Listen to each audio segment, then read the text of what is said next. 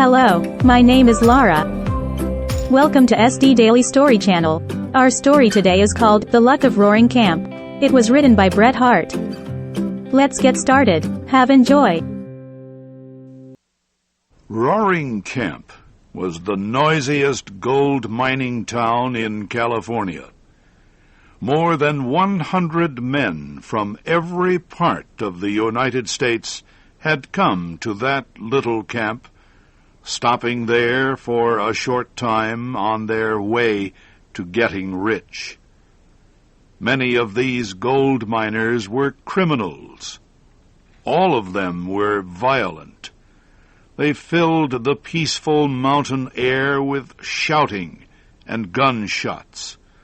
The noise of their continual fighting finally gave the camp its strange name. On a sunny morning in 1850, however, the men of Roaring Camp were quiet. A crowd was gathered in front of a small wooden house by the river. Inside that cabin was Cherokee Sal, the only woman in camp. She was all alone and in terrible pain. Cherokee Sal was having a baby. Deaths were not unusual in Roaring Camp, but a birth was big news. One of the men turned to another and ordered, "Go in there, Stumpy, and see what you can do." Stumpy opened the cabin door and disappeared inside. The rest of the men built a campfire outside and gathered around it to wait.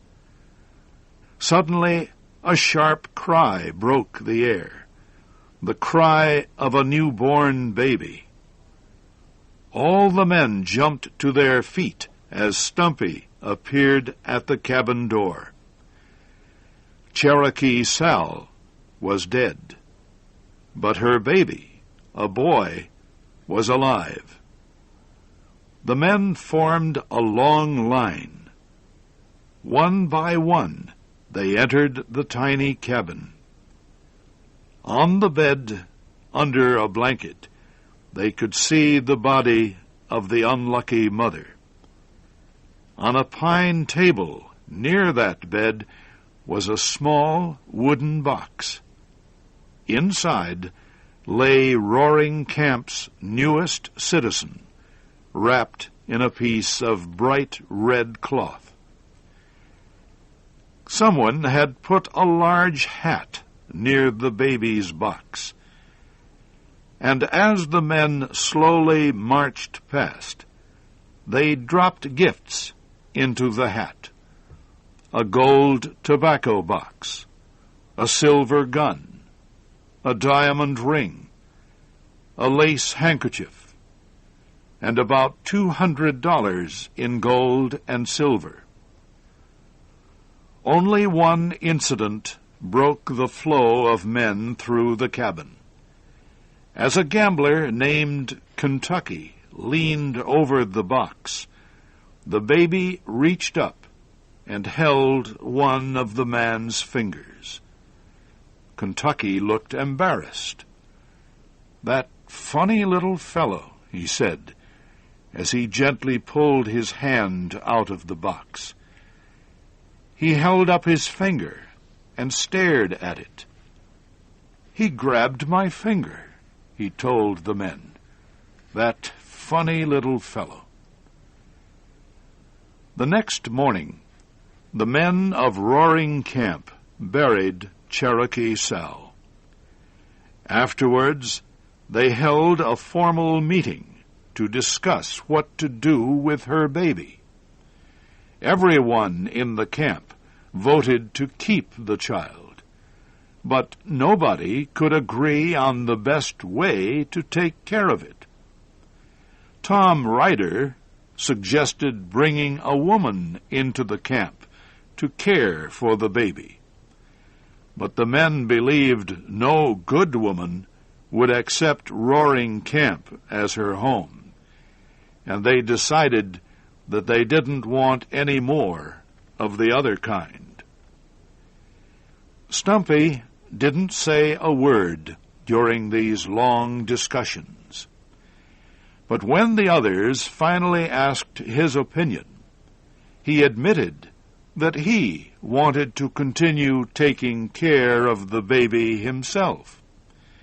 He had been feeding it milk from a donkey, and he believed he could raise the baby just fine. There was something original, independent, even heroic about Stumpy's plan that pleased the men of Roaring Camp.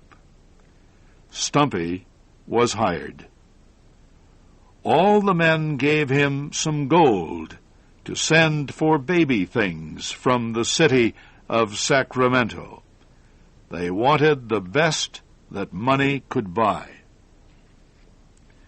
By the time the baby was a month old, the men decided he needed a name. All of them had noticed that since the baby's birth, they were finding more gold than ever before. One day, Oakhurst declared that the baby had brought the luck to Roaring Camp. So Luck was the name they chose for him, adding before it the first name, Tommy.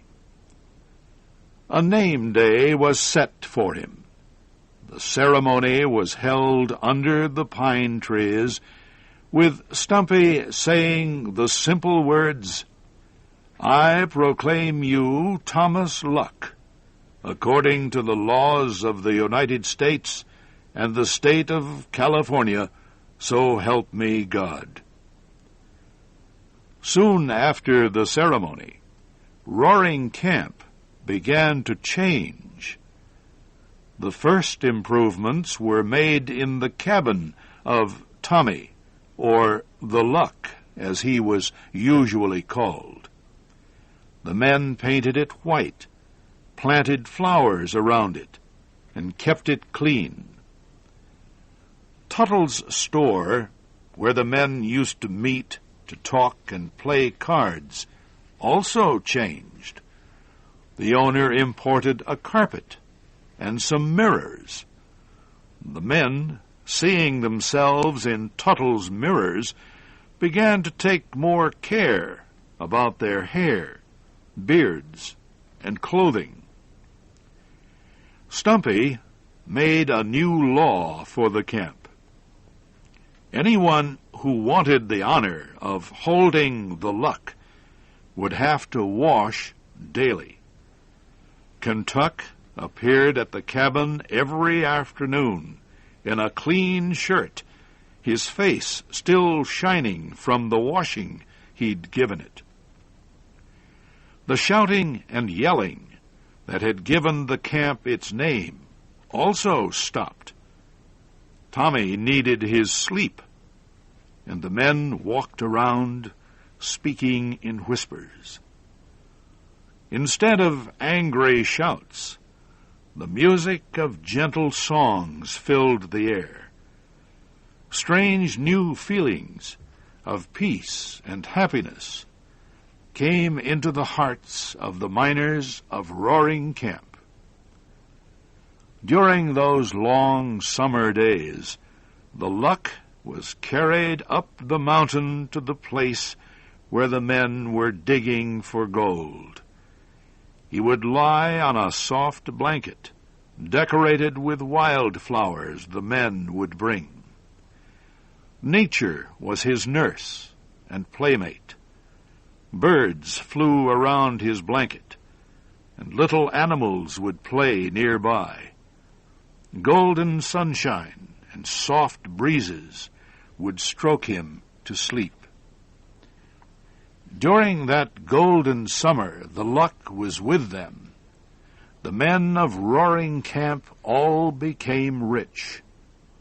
With the gold they found in the mountains came a desire for further improvement. the men voted to build a hotel the following spring. They hoped some good families with children would come to live in Roaring Camp. But some of the men were against this plan. They hoped something would happen to prevent it. And something did. The following winter, the winter of 1851, is still remembered for the heavy snows in the mountains. When the snow melted that spring, every stream became an angry river that raced down the mountains, tearing up trees and bringing destruction. One of those terrible streams was the North Fork River. Late one night, it leaped over its banks and raced into the valley of Roaring Camp. The sleeping men had no chance to escape the rushing water, the crashing trees, and the darkness. When morning came, Stumpy's cabin near the river was gone. Further down in the valley they found the body of its unlucky owner. But the pride, the hope, the joy, the luck of Roaring Camp had disappeared. Suddenly a boat appeared from around a bend in the river. The men in it said they had picked up a man and a baby. Did anyone know them? Did they belong here? Lying on the bottom of the rescue boat was Kentuck. He was seriously injured, but still holding the luck of Roaring Camp in his arms. As they bent over the two, the men saw the child was pale and cold. "He's dead," said one of them. Kentuck opened his eyes. "Dead?" he whispered. "Yes, Kentuck, and you are dying too." Kentuck smiled. "Dying," he repeated. "He is taking me with him. Tell the boys I've got the luck with me." And the strong man, still holding the small child, drifted away on the shadowy river that flows forever to the unknown sea.